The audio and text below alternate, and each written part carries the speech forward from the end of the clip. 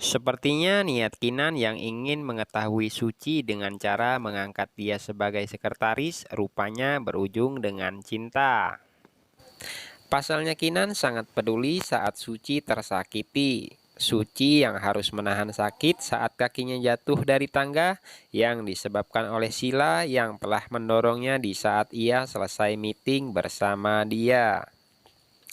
Awalnya Suci yang baru pertama kali diajak meeting oleh Kinan membuat Panji dan Kinan sangat terpukau. Mereka tidak menyangka bahwa Suci secerdas itu, sedangkan mereka tahu Suci berasal dari desa.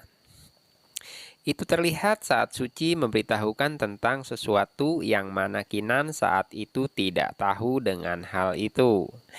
Mereka berdua terlihat akur dan akrab sehingga wajah Suci pun sangat dekat dengan Kinan. Namun Kinan agak sedikit risih dan menjauhkannya wajah Suci dengan dorongan yang lembut. Di sisi lain, Sila yang telah menyamar mengetahui bahwa Suci telah bekerja kepada Kinan sehingga ia pun mendatangi dan menyamar sebagai OB yang kala itu melihat Suci yang akan menuruni anak tangga. Dengan dendam yang ada di hatinya bahwa Suci akan memberikan kesaksian kepada polisi sehingga akan memberatkan hukumannya jika ia tertangkap. Sehingga Sila pun nekat berniat akan menghabisi Suci dengan cara tersebut. Namun semua itu tidak membuat Suci mati. Suci hanya sekedar merasakan sakit di bagian kaki. Kala itu Kinan yang mendengar suara seperti benda terjatuh akhirnya menghampiri.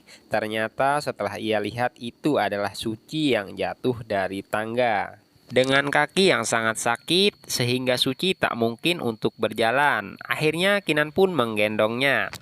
Dalam hal itu Kinan pun menanyakan apakah yang terjadi sehingga Suci bisa jatuh. Akhirnya Suci pun menceritakan dengan sedikit samar sepertinya ia tadi telah didorong oleh Sila. Sontak Kinan pun marah mendengar hal itu dan mencari Sila ke rumahnya. Namun Sila yang saat itu masih buronan tak mungkin berada di rumahnya. Lalu ia menemui Rafa dan menceritakan hal tersebut. Rafa pun sedikit tidak percaya bahwa Sila melakukan itu. Kinan pun kala itu sangat marah dan ia berjanji bila ia menemukan Sila maka ia akan menyeretnya ke penjara.